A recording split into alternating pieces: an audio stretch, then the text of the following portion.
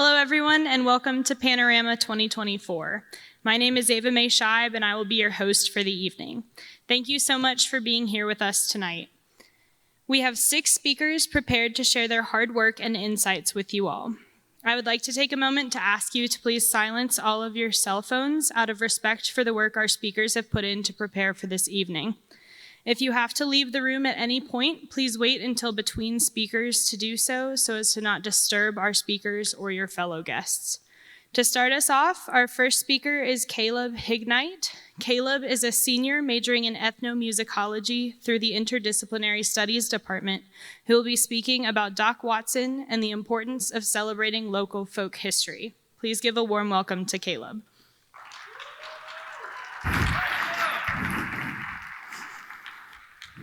Hello, everybody. I am Caleb Hignite. As stated, I'm a senior here at App State, and I study ethnomusicology, which is the sociological and anthropological study of music. And I have studied Appalachian culture for 14 years. I've played banjo for 11 years, and I've played guitar for 10 years. So this is all right up in my alley. And to start it off, who was Doc? Doc was a blind musician from Deep Gap. He was born on March 3rd, 1923. He was the 6th of 9 children, born to General and Annie Watson. And as stated, he was a blind musician, so he had a handicap. He was a disabled child, but he learned from an early age how to persevere and overcome that.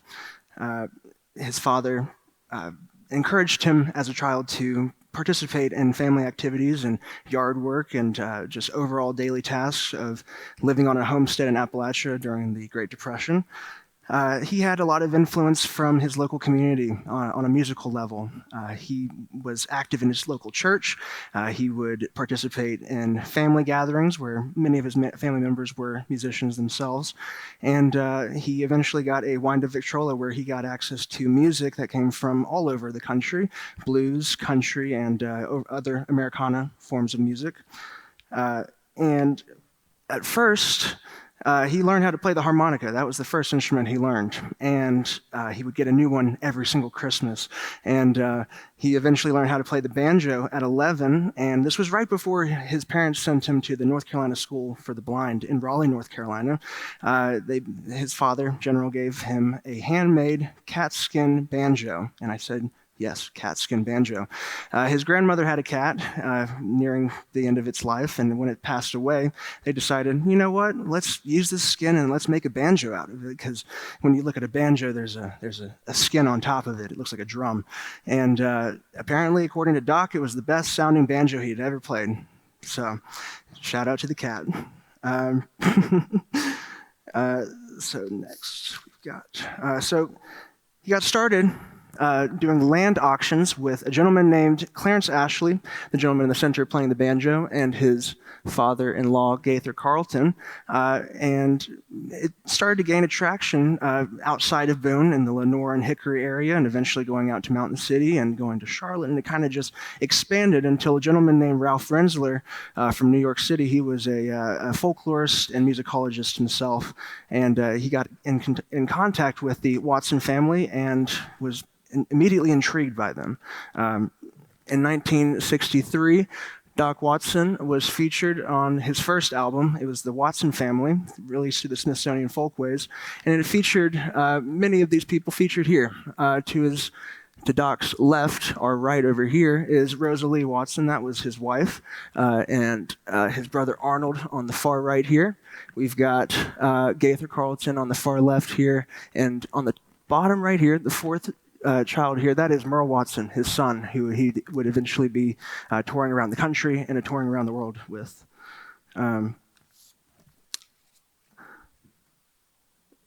So Merle, as I said, joined in about 1966 and would tour across the country, backing his father up, and a gentleman named T. Michael Coleman would follow him shortly after. In 1972, the country music group Nitty Gritty Dirt Band found Doc Watson and invited him to join in an album project that featured some of the most influential country and folk musicians of the time, including people like Mother Maybelle from the Carter family, June Carter Cash's mother, Merle Travis, and Roy Acuff, who were some of the first country musicians out there. And this really jump-started his career to a new level. This album itself was one of the top charting bluegrass albums for several decades after its release until Oh Brother Where Art Thou's album in 2000. Throughout the 70s and 80s, Merle would join him and play across the country and would include other musical aspects aside from folk music. He would include blues, Delta blues from people like Mississippi John Hurt, and country music and rockabilly songs, and kind of created his own flavor of these songs. Unfortunately, in 1985, Merle passed away in a tractor accident off of 421.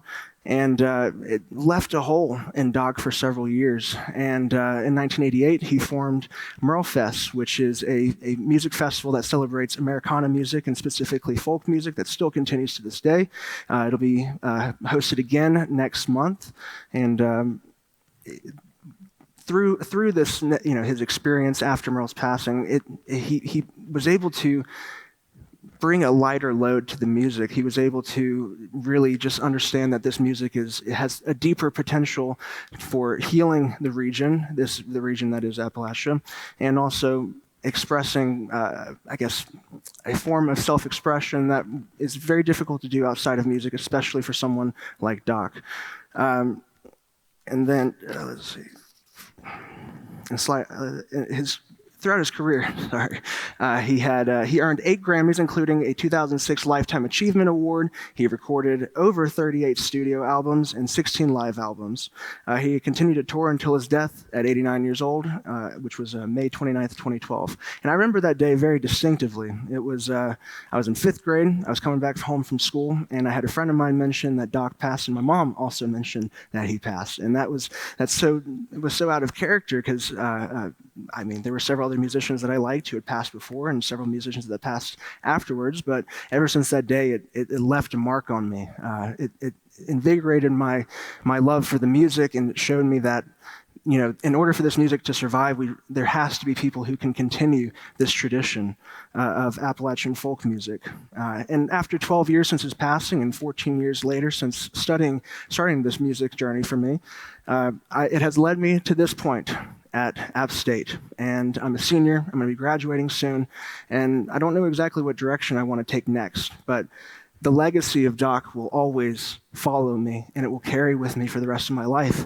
And to be able to live here and to walk in his shoes, it is the biggest honor of my life. And I've met several of his friends and played with some people that played with him. And that is just so significant to me because I'm participating in that tradition of passing music from one generation to another. And I also plead for the university, if there's anybody here, I welcome you to make some farther advancements in celebrating this music that Doc himself gave to the rest of this country. Doc himself was also very influential on Appalachian State University's legacy. He donated lots of money, his time. This is a picture of him in 1972 at the App State commencement ceremony where he played with his son Merle, and he himself also earned an honorary doctorate. So where do we go from here? I will simply say this. When you get out of here, I recommend listening to some Doc Watson and recognizing that there is something bigger to this community. There's something bigger to Boone and Watauga County than just App State. There's music that is centuries deep, centuries old, in some cases even older than that.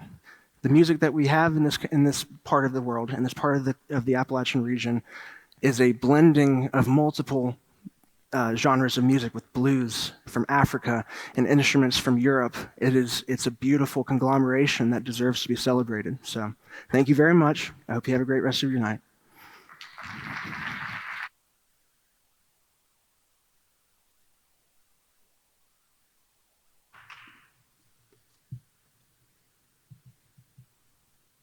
Coming up next is Landry Mazarel, a junior studying psychology who will explore the power of routine on mental health.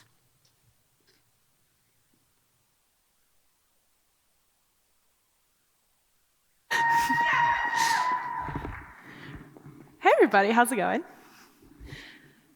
Well, Good evening, everybody. Tonight I will be talking about a topic that touches the lives of millions across the United States: mental health. Now, in the years 2019 to 2020, a staggering 50 million Americans were experiencing a form of mental illness. Many of them were unable to get help or unaware of the help that was out there. Tonight, I will talk about a simple yet profound tool that helped the quality of my life and may be able to help the quality of yours: routines. Now, I know you may be thinking, please don't tell me about routines. Routines are boring. They can be monotonous. They're like a chore. They're not very fun, all of those things. But I used to strongly agree with you with that. And if I used to strongly agree with you, then why did I just spend months on a 15-minute presentation that I'm about to share with you all tonight? Well, 2 years ago, I was a freshman in beautiful Belk Hall here at App State, and the start was pretty rough, and then it got worse, and I started to struggle to get out of bed, and I was already struggling to get out of bed as they were lofted far beyond my comfort, but you get the idea. I ended up needing further mental health treatment and was admitted into a residential mental health facility in Charlotte, North Carolina called Hopeway. Now, they prioritize the idea of routine and how routine equals resilience. Now, 18-year-old Landry at the time went, don't care, swept it under the rug, and it wasn't until my sophomore year when I realized, hey, maybe this routine thing, I should probably try it out. Therefore, I implemented 3 things, which was waking up, making my bed, and getting coffee. Those 3 things became my constant, something that I needed, a piece of structure, and ultimately it made me incredibly happy. Now, how did this make me happy? How did something boring and monotonous make me super happy? Well, your brain is wired to seek patterns and to seek predictability, and as much as I'd love to show you a picture of a brain and get all sciencey, I can't, that's not me, so I'm going to show you a picture of a cocktail. Now, this is the happiest cocktail in the world, and our brain, as I said before, is wired to seek patterns and to seek predictability, and research in neuroscience has shown that engaging in positive repetitive behaviors actually trigger the release of these 2 neurotransmitters, which are dopamine and serotonin. Now, dopamine is more of that temporary pleasure, while serotonin is a little bit more of that long-lasting happiness or that well-being. Now I've told you how routines can make you feel. But really, what are routines? I'm going to be I don't know how to explain this, but basically, a routine is defined as a sequence of behaviors that do not require conscious effort or thought, and which minimize the unpredictable variability of everyday life. Better said, it is a sense of control in an uncontrollable world. Now, this sense of control, it gives us a little bit of resilience, and I'm not going to lie, if you can take anything from this presentation tonight, it is this word right here, resilience. Resilience is what got me here. Resilience is what got me through my mental health. Because routine equals resilience, and resilience, it's everything. Resilience is what got you through your childhood. Resilience is what gets you through college. Resilience is what gets you through your first job, and so on and so forth. But resilience got me through my freshman and sophomore year of college. Because I'll be honest with you, my mental health, it was a bear. And yes, I said bear, B-E-A-R. Those little fuzzy things you find in the woods, and you don't know if you're supposed to act bigger than them or run from them. Yes. And I'll be honest with you, that bear came onto my path, and it looked at me, and it pushed me down, and I went, whoa, okay, hold on. That's scary. But I was able to stand myself back up and move forward. That is what resilience is. And how did I get that resilience? It was because of my routine. Now, to put this into perspective, all of us have bears, and here they are. These are all of our friends. But some of us, our bear is mental health, like my freshman year. My bear, mental health. Some of us, our bear may be classwork, and we're struggling and possibly failing a class, which hopefully not. Some of us, our bear is our family or our friends or our relationships. But we all have these bears, and they can push us down and they can mess up our routine. Now, how do bears really relate to routine in any way? Well, that's the beauty of it. It's highly individualized. Now, my freshman year, my bear, again, was mental health. Therefore, I had to implement a small amount of time in my morning routines to focus on breathing exercises or things like little therapy things, and they weren't very fun, I won't lie. But it was individualized to me, and it worked for me at the time being, and routines can evolve, and I don't have to do that anymore. Instead, I get to work out in the morning. Now, for you, you might like to wake up at 5:30 in the morning, and you might have your whole entire day done by 9 a.m. Some of us, we don't do that, and we like to have our day starting at 9 a.m. But the best part is both of those routines are just as effective. They both work. Because if you are having a routine, then your brain, obviously, again, is wired to seek these patterns, to seek predictability. And it's going to release those happy neurotransmitters or that happy cocktail. So if this is highly individualized, then how did that work for me? Here's a quick example, but I'll be honest with you, this, Panorama, standing on a stage, me volunteering myself to come up here tonight and stand on a stage in front of a bunch of people, that was a bear. That was my bear. And that bear came on my path and went, hey, I'm going to push you down real quick. And it was painful. And it took me a while to figure out how to get over this bear and overcome this bear. But because of the routine that I set for myself my sophomore year, I was able to be resilient with this bear. I was able to stand myself back up and go, okay, yes, this is difficult right now. I am struggling with this right now. But I have a routine that I set for myself, and I know where I can implement time to work on this. It meant making the sacrifice of moving my morning workout to the afternoon and having time to work on the presentation in the morning. I knew that I focused better in the morning because of my routine that I created for myself. Okay, well, I'm telling you, does this really work? I'm here, right? I'm standing here, so I believe this works, but if this hasn't convinced you enough, I will give you an example, and a very extreme example. But if any of you have heard of him, this is David Goggins. Now, David Goggins is a retired Navy SEAL and the only member of the U.S. Armed Forces to complete Army Ranger School, Air Force Tactical Air Controller Training School, and Army Ranger School. And no, I said that twice. Navy SEAL training. He had many bears to face, many. And he fought every single one of them that beat him down on his path, and then he went up and found them and tackled them. But he had a routine that was specific to him. And that's where it becomes individualized. Now, he was successful. Now, we don't all have to wake up at 2:30 in the morning and go to bed at 11:30 p.m. But that's what made him successful. That is what worked for him. My routine, I was successful. I wasn't waking up at 2:30 a.m., but it worked for me.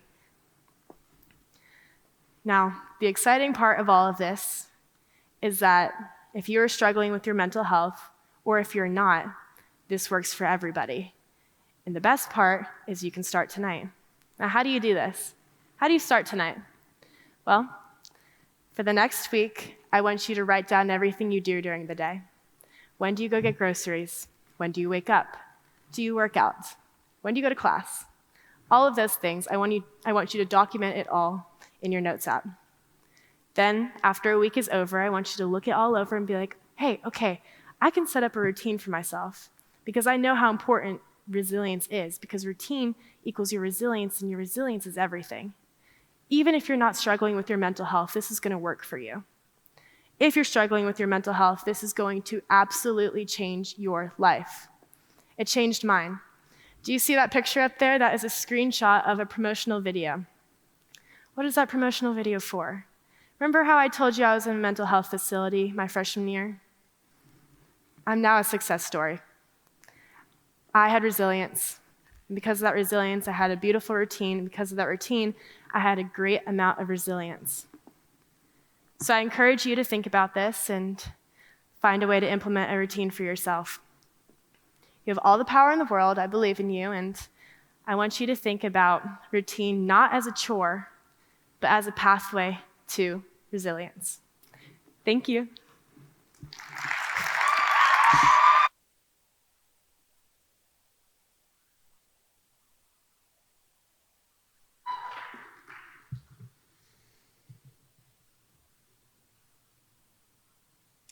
Next up, let's please welcome Maddie Doolin, a freshman studying electronic media and broadcasting, who will be exploring black holes as she delves into the abyss.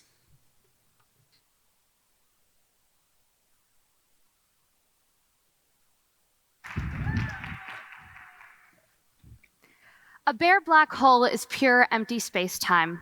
No lights, particles, strings, or atoms of any kind, dark or light. It's empty space, or in physics slang, a vacuum. This is a quote from Jan Levin, a theoretical cosmologist and a professor at Barnard College, specifically from her book, Black Hole Survival Guide. This is a very surface-level description of a black hole. What people know about black holes might also come from movies. A few examples are Interstellar, Event Horizon, and The Black Hole. But we don't just see these in science fiction movies. We also see them in kids' movies, such as Peabody and Sherman, The Lego Movie, and Treasure Planet. We sure love putting these into movies for something we don't know a lot about. But why? Let me back up a little bit. This is me. In 2013, my family and I had just moved from Ohio to Apex, North Carolina. We were currently living with my grandparents because we were trying to do all of the moving stuff. And while I lived there, I went to a local elementary school. This was halfway through second grade, so I was trying to figure out how to make friends, catch up on everything I've missed, and figure out my way around. But there was one thing that I could look forward to every Friday, a computer lab. In this computer lab, we used a website called Discovery Education. On Discovery Education, it had a bunch of free resources for teachers and students. It had articles, videos, images, and all sorts of stuff. We were tasked with making mini websites and slideshows about whatever we wanted. Well, the other kids chose to do their projects on dolphins and race cars. I, for some reason, chose to do all of mine about black holes in the greater cosmos, something you don't think a second grader would want to deal with. But I found it so interesting. I took all of my time into researching these and just spent so much time and effort to know more. As I got older, I kind of forgot about them a little bit, but now that I'm in college during my first year, I've taken it upon myself to go back and try to research these things. But it has led me to a greater question. Why do I care? Why was an 8-year-old so interested in black holes? Well, let's circle back to black holes. Let me give you a definition from Oxford Dictionary. According to Oxford Dictionary, a black hole is a region of space having a gravitational field so intense that no matter or radiation can escape it. Black holes just don't appear, of course, so let me walk you through the lifestyle. They start off as stars. This is a surprise to a lot of people, but of course they have to start somewhere, specifically in massive stars. Stars much larger than our own sun. As time goes on, stars start to lose the energy and expand, turning into red supergiants. This is an example of a red supergiant called Betelgeuse. It is 700 times larger and 14,000 times brighter than our own sun. When this star dies, it will sure become a black hole. Stars are in a constant battle of taking all the energy they have and pushing it out, while gravity in its center pulls it back in. But eventually, one side needs to lose this battle, and once it runs out of energy, the gravitational field inside of it is so strong it pulls everything in, creating a supernova. This is when all the excess matter gets thrown into space to become more stars, as to where the gravity in the center is so strong it just keeps falling in on itself. And this is exactly how black holes are made. Now, the black hole itself. When you look at it, you are actually looking at something called the event horizon. Black holes have such a strong field of gravity, not even light can escape it. That's why you only see the black hole. So I can see where this would be a little bit intimidating. So I'm going to walk you through a hypothetical thing. What happens if you enter a black hole? Let's pretend that this is you. Someone watching you enter a black hole would see that you slowly start entering, then you would turn red, and then you would eventually disappear. But your experience would be very different. everything around you would start speeding up at light speed until you pass the event horizon. Once you pass the event horizon, there are two ideas of what could happen to you. You either die fast or you die even faster. Both of these are, once again, theoretical because we don't exactly know what's going on. But technically speaking, even though I talk about all of this death and destruction, black holes aren't actually that scary. You could replace the sun in our solar system with a black hole, and our solar system would continue going just the way it was. Well, except for the fact that we would, of course, freeze since the sun is gone. It's also pretty common for black holes to be at the center of galaxies. Our Milky Way galaxy is actually home at the center to a black hole called Sagittarius A. So, I just gave you a lot of information about black holes, but why do we know all of this information in the first place? We could hand it off to a group full of scientists. Starting with John Mitchell, the first scientist to ask, what if there was an object with a strong enough gravitational pull to take in light, which is basically a definition of a black hole.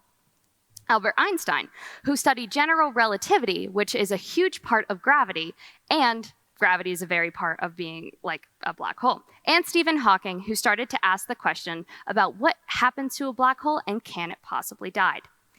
With all of these scientific advancements, there's been one recently that I bet a lot of people have seen.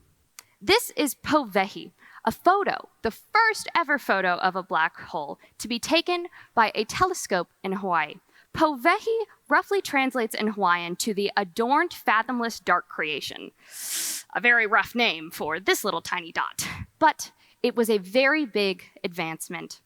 This was released in 2019 and has helped us learn more about black holes, and we are still trying to take more photos of them. So, I would like to circle back. Why did I care? Why did 8-year-old me care? Why should anyone care about these things if they're so far away in space? Well, I think it's all related to the concept of curiosity. We are so curious in things we don't know. That is why things are so interesting. We named the rover that went to Mars Curiosity. Every day we are having to ask ourselves the big and little questions. We're curious about what is in space and what is in the bottom of the ocean, but we're also curious about what I'm going to wear today or what I'm going to have for breakfast. Curiosity is a main part of being human, and that is why it is so important. We know so much yet so little about black holes, and none of this could have been discovered without curiosity. One of the most beautiful things about science is that it unites us all. This is another quote by Janna Levin, the woman I mentioned at the beginning, and I believe that this quote is very true. When you study science, there are no limits to what you can and cannot do, who you can and cannot be.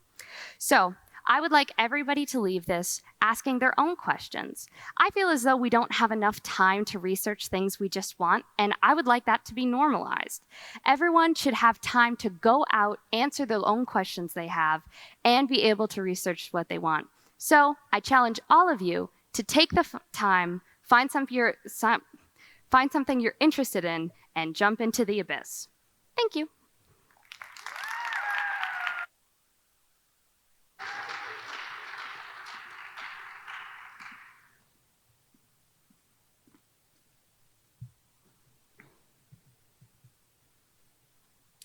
Now we have Nick Siringo, a junior pursuing communications studies, as he shares his insights on building a worthy life one brick at a time.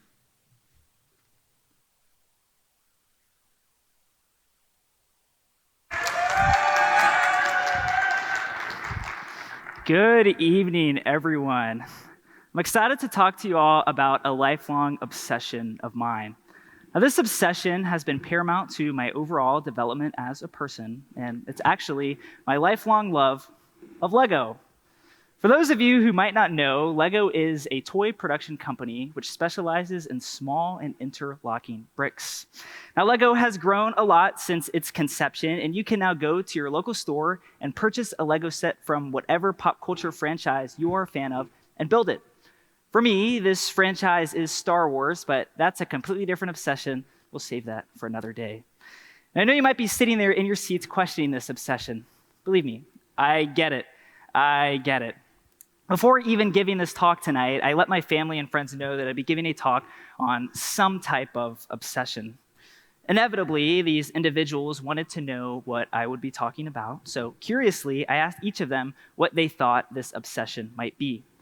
I heard everything from football to App State to leadership to even film. Now, these are all topics that I enjoy, but these are certainly far away from Lego. Even once finally letting these individuals know, it was clear that I definitely still had some explaining to do. Although Lego is something I no longer hide, I found it interesting that there was automatically a societal barrier placed before even getting the chance to speak. Is there something inherently wrong with Lego? Why does society think certain obsessions are strange? How do we unpiece all of this? So I want to go back to my childhood for a little bit and speak about why I became so obsessed with these small bricks in the first place. Growing up, I was never a huge birthday party fan. Something about being this odd center of the spotlight just never really sat right with me. I remember vividly there was one time I was hanging out with my friend down the street, and she was talking to her mom about potentially getting a gift instead of a birthday party for that specific year. I thought this was the most brilliant idea ever, so I sprinted home, sat my mom down, and gave her my sales pitch. Now, I successfully did close the deal on her, and she agreed to buy me a gift at the cost of a birthday party for that specific year. And I was surprised. I was really surprised at the time, but little did that mean, or that just meant for my mom that meant less planning and less kids running around the house. After reaching that agreement with my mom, it was now time to find my gift of choice. And in the bottom corner of a a toy magazine, I found a small Lego fire station. Now, this Lego fire station was really beautiful, and I was sold on it. And, soon enough, my birthday arrived, and that fire station was on the floor in my living room. That fire station turned into a fully fledged Lego city, and that city slowly became my large obsession.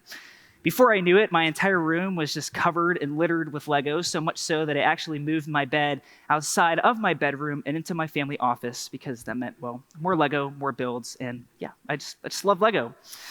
Now, Lego still does play a huge part of my life, and if you come into my apartment, although I no longer have a Lego room, you will still find different Legos littered around. I actually have a very large castle, which serves as the crown jewel of my living room. Although I would love to stand here and talk to you all about some of my favorite builds or maybe some things that I'm really excited about, I want to go back to my childhood a little bit more. One thing that I failed to mention about my childhood was it was actually quite turbulent. Due to different family circumstances, I was constantly moving from house to house with very few constants to hold on to. One of these constants was my love of Lego. Lego served as my escape. And through Lego, I was able to come out of a really dark place and into the light. Through Lego, I could unwind, de-stress, and fuel my creativity to the highest extent. I could build whatever world I wanted to live in and truly live the life I wanted to live. Although these positive implications are clearly evident, I also then began being bullied for something that has consistently meant so much to me. Because of that, I felt very embarrassed and decided to box up my Legos, throw them in a closet, and keep them locked away. In other words, I let society control what I could or could not do. The tool that initially brought me out of that dark place was now in that dark place itself, waiting for me to come back to my senses. As a society, we put things in very specific boxes. We decide what's right from wrong, what's beautiful or ugly, and even what's weird or what's normal. The latter is how I've always felt with my love of Lego. Because of this bizarre obsession, I felt the weight of societal judgment forcing me to dismantle a piece of my life. Now, I'm proud to say that Lego has since re-entered the picture for me, as I mentioned with my castle story, but it wasn't until I decided to break free from those societal constraints. See, Lego serves as a physical construct in my life, but it also serves as a metaphor for a much deeper meaning. I encourage you all to think about what you deem as worthy, whether it be your family, a small business, or even a bizarre obsession. Think about the interlocking bricks that make up your own life, your own Lego. Earl Nightingale defines success as the progressive realization of a worthy ideal. In other words, actively doing something you deem as worthy. These worthy ideals are integral pieces that make us who we are. Success doesn't always have to be defined by the metrics or net worth of society, but instead the realization that we are actively doing something we deem as worthy. Again, worthy things that make us who we are. I'm not obsessed with Lego because of the physical structures I've been able to build, but instead what Lego has helped me build within myself.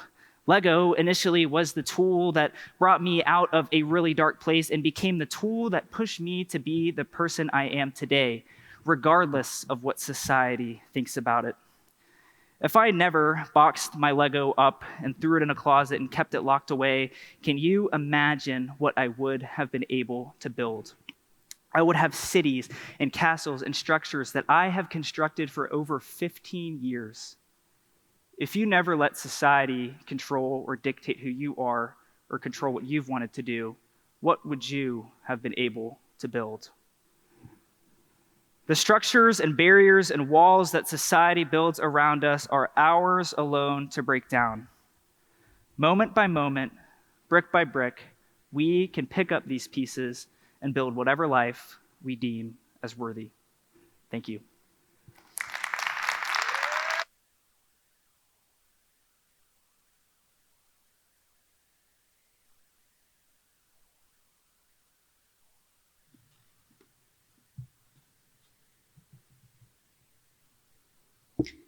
Up next, please welcome Haley Schertz, a junior communication studies major, while she shares her perspective on a globally united states.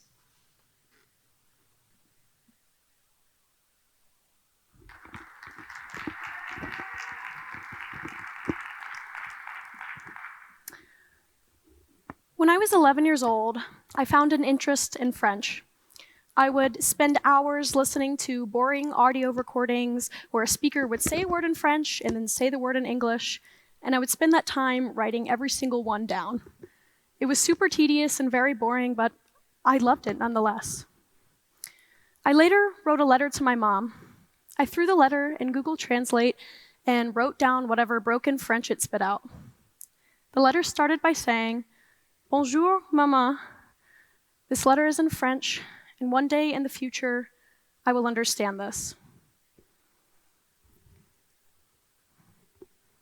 I would later participate in the first French class that school had ever provided for me.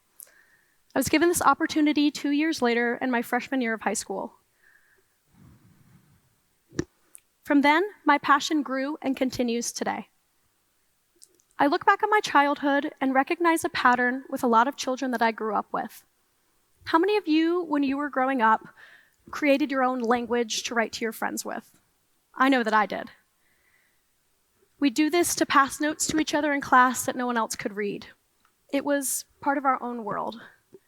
I use the word language here loosely because it was usually just replacing letters in each word with different symbols and transcribing messages using those symbols. That's what my language was, at least. Sort of a conlang, or a constructed language. Conlangs can be something like Esperanto, the 1887 attempt at creating a universal language, which we all see how well that worked out considering we don't speak it. Conlangs can also be seen in popular media, like Quenya in Lord of the Rings, or Dothraki in Game of Thrones. Now, let's say I was some super genius kid and I did create my own conlang with consistent syntax, a broad lexicon, and general usability.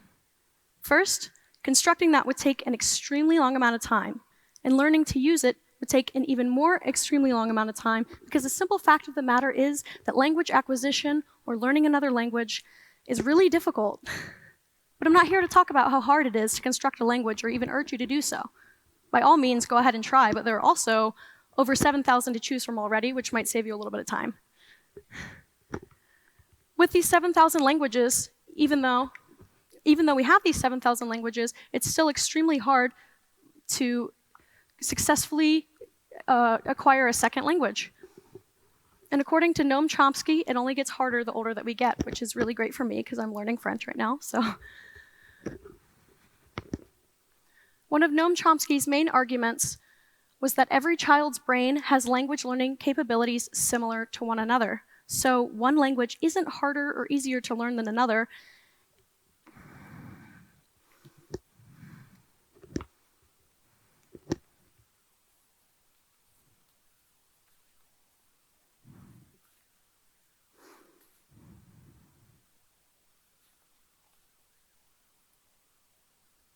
Certain languages aren't harder or easier to learn than others when the system for learning those languages stays the same. We as human beings need to communicate, and we as children have a natural curiosity in the way that we communicate, even if it's with conlangs or notes passed in class. The critical period hypothesis, as expanded upon by Noam Chomsky and widely accepted within the study of linguistics, proposes the idea that our language capabilities are directly correlated with our age. The critical period represents the years in someone's life, typically before puberty, where their brain has the most moldability and ease in learning a language. As we get older, our brain chemistry changes. This does not make learning a language after this critical period impossible. It just may take more conscious effort and time. Okay, moving on from the nerdy stuff, I'm going to need your help with this next portion to bring me back to my main point. So I'm going to have you raise your hand if your school, your grade school, before college required you to take a language class.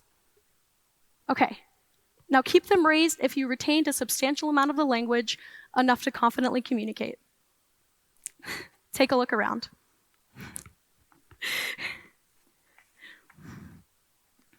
An online language learning marketplace called Preply did a study on countries within the European Union along with the US and Canada to determine which country had the best second language learning education. I want to note that the UK is listed on this but is no longer part of the European Union. In first place, up in the fuzzy letters at the top, it says Luxembourg. Luxembourg has the best second language education because it requires its students to learn a second language in primary school. But don't worry, the US follows soon after. Or after this. There we are. The US is ranked number 30 out of 30 countries in second language education.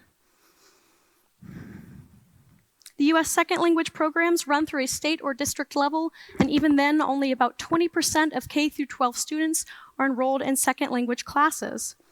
Not only are we ranked 30 out of 30, but we are also ranked the highest in language diversity. The people of the US collectively speak more than 350 languages, and not a single one, other than English, is mandated to learn in public schools. Although many of us were able to take a few classes here and there, as we've seen just now, those classes didn't provide much for our journey. Not only do we fall behind in second language learning, but in turn, subjects such as geography and global studies are ignored as well. I conducted a study last month where I set up a table on Sanford Mall and surveyed 100 Appalachian State undergraduates. I provided each participant with a blank map and 3 colored markers. Each color represented a different country. And I chose these countries because they were on different continents and had different levels of relevancy within popular US media today. I then asked each participant to guess where that country was located by placing a dot. Let's review the results. The first country is correctly outlined here in blue. This is Ukraine, and here is where 100 Appalachian State undergraduates guessed Ukraine to be. Next was Nigeria, which is correctly outlined here in green. Here is where 100 students guessed Nigeria to be. Finally, last but not least, is Argentina, correctly outlined here in purple. Here is where 100 students guessed Argentina to be.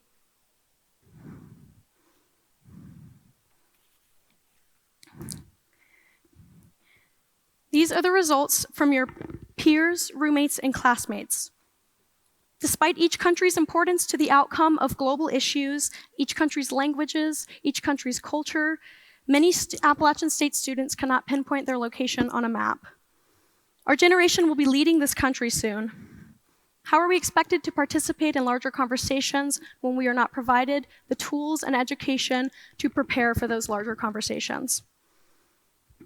Of the 100 respondents, 26 could correctly guess Ukraine, 13 could correctly guess Nigeria, and 41 could correctly guess Argentina. 47 students guessed 0 of 3 countries. So why am I arguing for second language learning? Why do we need to learn a second language? Well, of those who correctly guessed between 2 and 3 countries, 71.4% were either fluent in or learning a second language. And within that group, 73% of those were either fluent in or learning Spanish specifically. It's also been proven through functional magnetic resonance imaging that second language acquisition changes the anatomy of the brain. The study supports the idea that children that are learning second languages are more likely to have increased memory, focus, and multitasking abilities. More important than the neurological benefits, however, I would argue, are the social ones. Ethnocentrism is a term to describe the phenomenon that what you base other cultures off of is based on your own and compared to your own culture, making what is different inherently negative. This concept brings about prejudice, judgment, and does not promote the interest in or learning of other languages. The current system in place for US public school education does not work to prevent ethnocentric ideologies from the children that we raise. Better second language education would also bring about international job opportunities, a broader understanding of the world, an interest in politics and global events, and so much more. The list goes on, but above all, what children can gain from second language education is empathy. As part of the French club within our high school, I received the opportunity to visit a local elementary school and provide short, fun lessons in French. The reaction from the students was extremely positive. Through storytelling, paper cutouts, and easy-to-remember songs, the students gained more knowledge of the French language and culture while having fun after just a 20-minute lesson. When I first fell in love with linguistics, I assumed it was because my brain had always felt very math-coded. I liked math growing up, and speaking a language like French felt like solving a math problem. As I grew into my passion more, I realized that, above all, linguistics has helped me appreciate and love people for who they are. I'm thankful for that 11-year-old who fell in love with something that celebrates communication and what it means to be a human being, because her school at that time did not provide that space to learn and love. I stand here 9 years later, having rewritten that badly translated letter to my mom, and I'm instead addressing it to all of you. Bonjour tous les gens. It's time for global studies, geography, and language to be part of the conversation about what we prioritize in our children's education. Would we allow math to fall under the regulation that second languages have? Would we do that for science, for social studies? Let's give future generations what many of us were unable to have. Let's give these students the best education by including second language learning in the classrooms. Let's use culture and empathy to make the United States truly united. Thank you.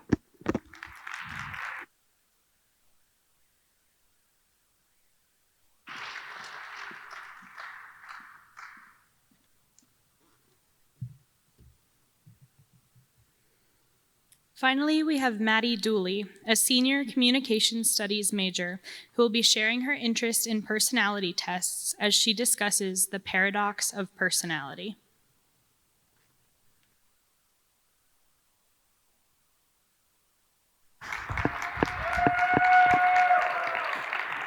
Hey there, y'all. My name is Maddie Dooley, and today I'm going to be giving a speech on personality tests, my personal obsession, and I'm going to be talking about the paradox in their nature.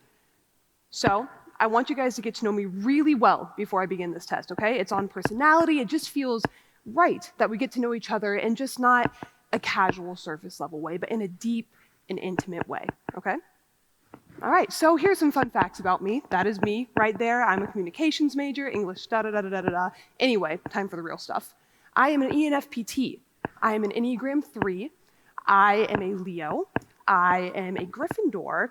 I am Belle if I were a Disney princess. I would be in District 8 if I were in the Hunger Games. And if I were a season, I would be late fall. Nice to meet you. Okay, now that we have all of the real stuff out of the way, I want to talk about personality tests and what they are, what they mean for us as a society and as people. So to start out, I'm going to be doing something that's a little risky, and I'm going to be doing audience participation. So if you have ever taken a personality test, please raise your hand. Okay, BuzzFeed counts, okay. All right, awesome, hands down, and we're going to go 2 for 2, another one. If you have ever taken a personality test in the context of class, work, or school, also raise your hand. Interesting, look around, okay? Everybody? That is exactly what I expected. So my question is, how did this happen? How did personality tests become such a huge part of our lives, not only professionally, but also socially? How did we get here? The personality test industry is a huge industry with over 500 million per year with a 10 to 15% annual growth rate. How did it become such a big part of our society and our social life? So in order to find that out, we're going to have to go back to the beginning. In 1917, the very first personality test was Woodworth's personal data sheet. Now, this doesn't look anything like the personality test that we know and love today. This was purely to find out whether or not soldiers were prone to nervous breakdowns in World War I. And then came some that still look nothing like the tests that we know and love today, called the Beraner Personality Inventory and the Hums-Wordsworth Temperament Scale. These were used purely for the workplace to find out whether or not you were a bad egg, so to say, when you got hired on. And then came more familiar personality tests like Myers-Briggs and Enneagram throughout the 1960s and the 1990s. But then finally came the early 2000s with BuzzFeed and the YA dystopian boom. So BuzzFeed is an online site that provides so many different kinds of personality tests. What kind of waffle are you? What kind of chicken nugget are you? Which TV show character are you? And these are all real tests that I found, by the way. The chicken nugget one was the weirdest one I saw. And then became the YA dystopian genre. And so these are films and novels that split all of their characters up into districts or into houses or into factions. And the way that you were split into these different categories was through, you guessed it, your personality. These tests gave people a sense of identity. It gave people the answer to the question of, am I funny? Am I kind? Am I smart? Am I brave? And we became addicted to these tests. Now, just to show you how addicted to these we became, here are a couple different just statistics for you guys. Over 88% of Fortune 500 companies use the Myers-Briggs personality test in their hiring process. And the hashtag Enneagram on TikTok has over 300 million views. And on BuzzFeed itself, I looked at the website this morning, there are over 15 different categories of personality tests. And so I decided to take a little scroll. I looked at the Harry Potter section, and there are over 119 different Harry Potter themed personality tests. And when I got to the bottom of the page, it said load more. And I had no interest in reading about another 100 different kind of personality tests about the Enneagram. And so, in my opinion, personality tests are useful. I think that they are a tool that you can use to get to know people better. They are my obsession, after all. So just a couple of personal anecdotes. My freshman year, me and all of my brand new dorm mates and roommates and suite mates sat around on the floor of my dorm, and we took all of the silly BuzzFeed quizzes. We took the ones about which character you are, about which kind of waffle you are, about all of the ridiculous ones that we could find. And we laughed and we joked and we shared our opinions on one another's results. And then in my sophomore year of college, actually, I had a crush on this guy. And I suggested to our entire friend group that, hey, we should take the love languages test, you know? And I paid extra close attention to all of his answers.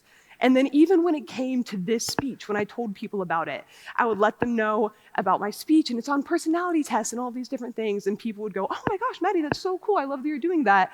Actually, what is your Enneagram? What is your personality test result? And then we would go on a deep dive about all of our different personalities and our results on the tests. And so what is in common about these different stories?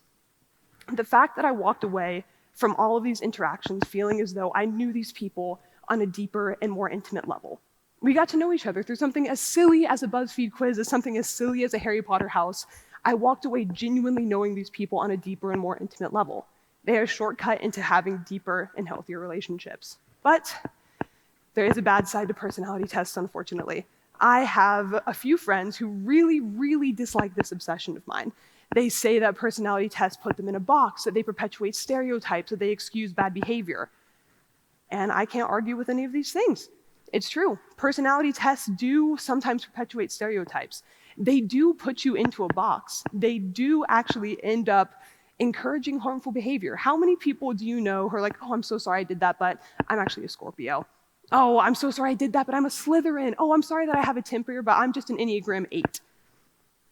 These personality tests should be used as tools to further get to know people and to be able to identify those bad habits in yourself, not to excuse and encourage further bad habits. So what now?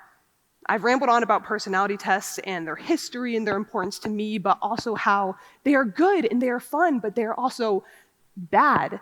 How they are super helpful in getting to know people, but they are also incredibly harmful. So like the title of my whole speech, they are a paradox. But then again, I ask, so what? What's the deal with personality tests, even if they are a paradox? In my opinion, we are in college, and I don't know how many of you guys have heard this, but we are in the best 4 years of our lives. We are going to find out who we are. And I don't know about y'all, but I'm a senior, and I still don't quite know who I am. And these have been amazing 4 years, but I really hope I have some better years coming in my future still. And so, how do we find out who we are? That is one of the biggest things that you're going to struggle with your entire life, with your identity. And I think that your identity is ever growing and ever changing and ever evolving just like you are. But in college, it is incredibly easy to lose yourself. So it's incredibly important to know how to find yourself again. My speech is called The Paradox of Personality. Now, the reason that I called it this is because you are not letters, you are not a number, you are not a house, you are not a princess, you are not all of these different things that a test tells you you are. You are so much more than that. But these different online tests can be used as a tool. Now, this is why people love and hate them. They can confine you and put you in a box, but they can also give you a sense of security and identity. They can perpetuate stereotypes and infuriate you, but they can also provide a sense of community for people. They are useful, but they are also incredibly harmful. They are a tool, but they shouldn't be fully relied on. They are a paradox. But then after all this, we're still left with the ever-nagging question of who are you? So my advice? Find out who you are. Close the computer. Please delete BuzzFeed off of your computer and take some time to journal, to find your passions, to find out what you love and what you like, not what a test tells you you should love and you should like. There is no way that your identity can be fully encapsulated with a test. There's no way that a couple of bullet points on a screen are going to be able to fully describe who you are to somebody. They are a tool, so use them as such. They are a shortcut to get to help you know people that you don't know quite as well in a little bit of a deeper and more intimate way. And honestly, guys, they're fun. They're just really fun to take. But they are not the epitome of who you are as a human being. So let me introduce myself one more time. My name is Maddie Dooley. I'm an Enneagram. Okay, anyway, all of that aside, I'm a coworker. I am a big sister. I'm a runner. I'm a barista. I am an avid basketball fan, and I'm a friend. It's nice to meet you. Who are you?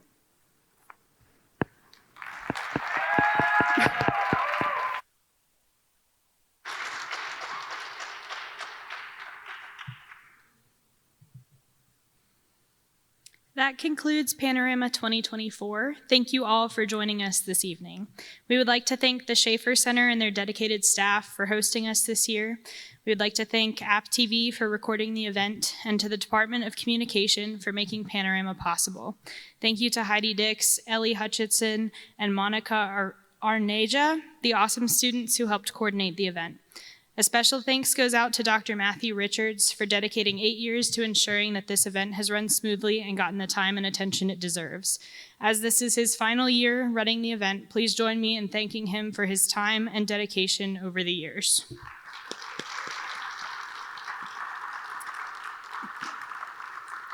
At this time, I'd like to bring all of our speakers back on stage for one last round of applause.